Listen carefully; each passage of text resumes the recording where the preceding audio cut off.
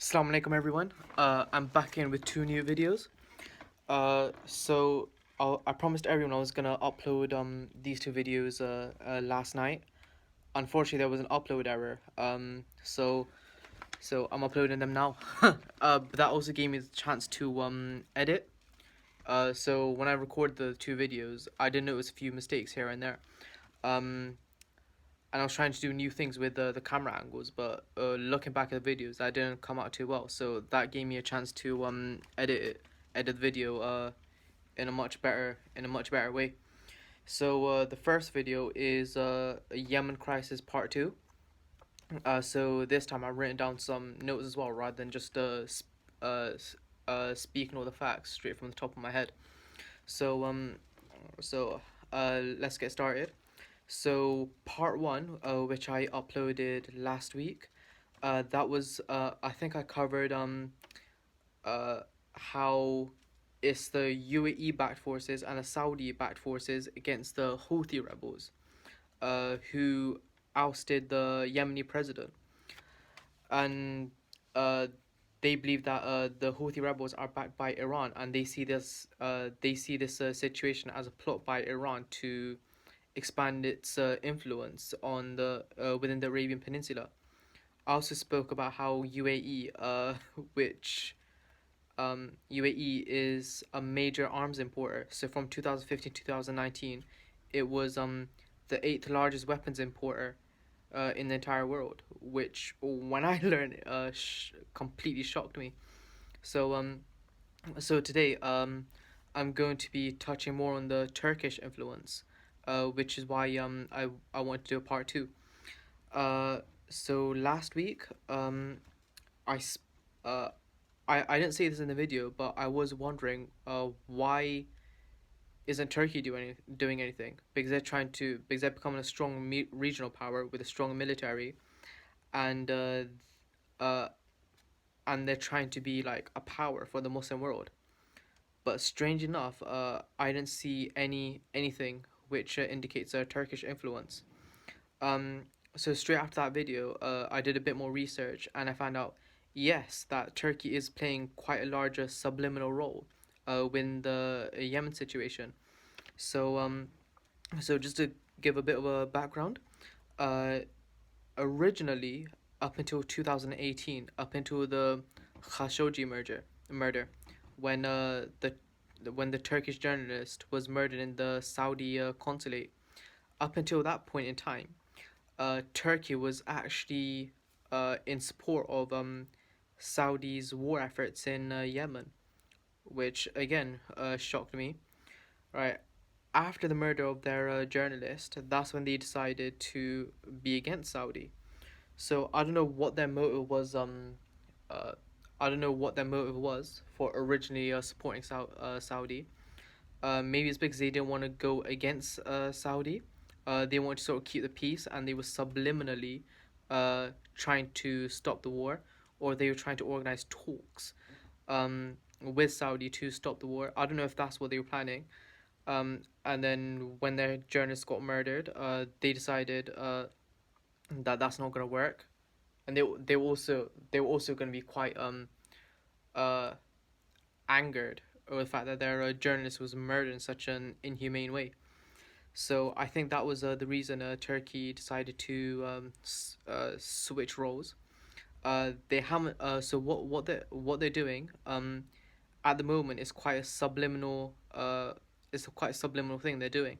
They're trying to fund their own groups in order to create like a Turkish so to create a to open the doors for Turkish influence. So, for example, the Muslim Brotherhood, they're funding the Muslim Brotherhood. They're also funding charity organizations within Yemen to open the doors for Turkish influence, to create influence there, to create support. And then Turkey, once everything's set up, Turkey can come in with its military and and fight off the UAE and Saudi-led coalition, who, by the way, if anyone remembers, are both backed by Britain and America. So So that's Turkey's plan.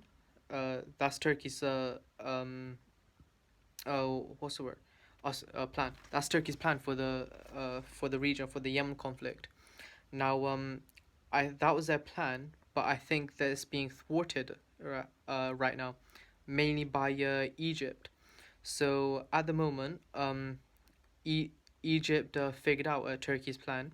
Oh, by the way, Turkey also has sorry, one second. Turkey also has a military base in Djibouti, and they're trying to expand into Somalia and Sudan as well as tiny island near off the coast of Yemen called Socotra, where they have all those strange trees that look like they're from Mars.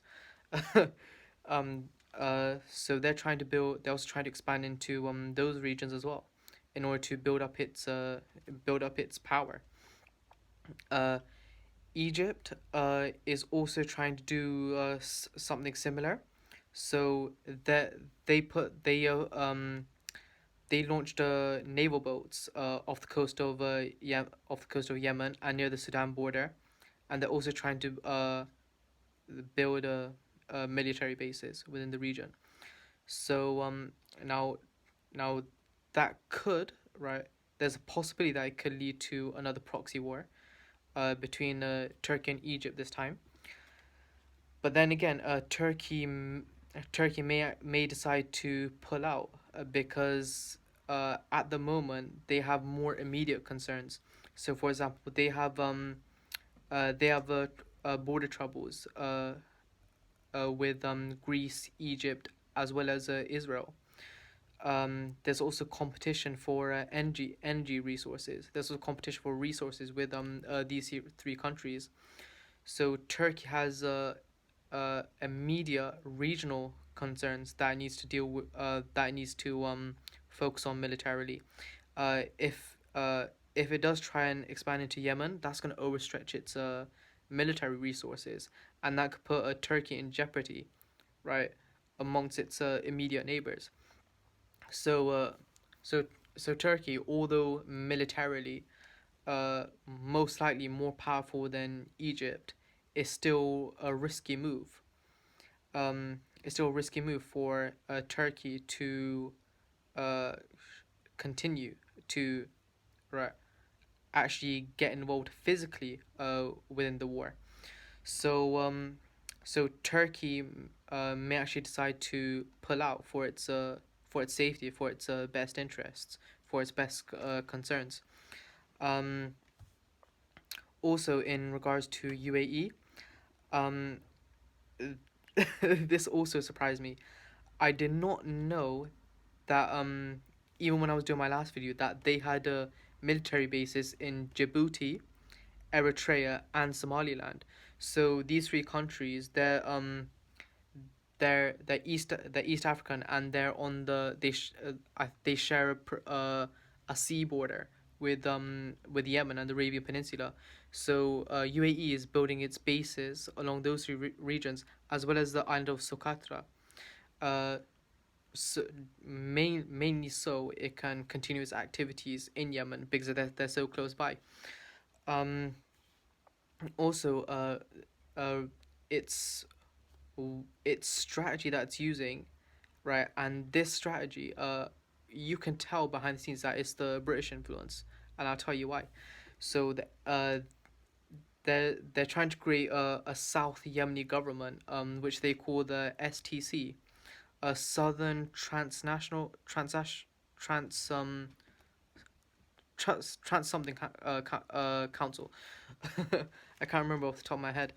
They're trying to create this little government in as a state of South Yemen.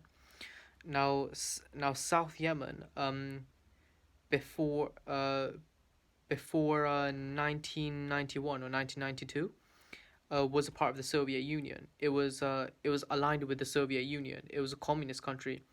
Before that, it was South Yemen was part of the was owned by the British. So the South, what, like for example, why would UAE want to create a South Yemen? What's that got to do with UAE? Uh, but it's got everything to do with the British. I mean, that region used to belong to the British. It makes sense that they want that land back. They're not gonna let that go. But also, it's a way to keep Yemen divided, and it's another proxy in the region uh Britain. So that's so I think that covers everything for Turkey versus Yemen part two. Um, yeah, that's everything covered. That's the happening so far. So Turkey's was originally playing a subliminal role and was gonna expand its influence that way. But since they got caught by Egypt, um, I think they are going to pull out or pull back. Is too dangerous for Turkey to continue. So we'll see how this goes. If anything escalates, I'll do a part three and keep you lot updated. Um, but yeah. Anyone, if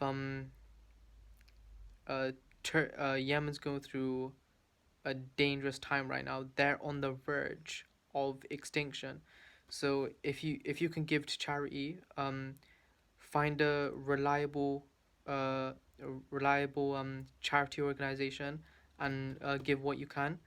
Uh, there are men, women, and children that in Yemen that need your help. If you can't give to charity, the least we can all do is pray, right, for our brothers and sisters in Yemen. Um, Remember, Yemen was one of the nations that was held in high esteem by the Prophet Muhammad Rasulullah sallallahu alaihi wasallam. Uh, there was a hadith. There was a hadith which I read, where where he says something about Yemen. He goes, I'm not from Yemen, but Yemen is in me.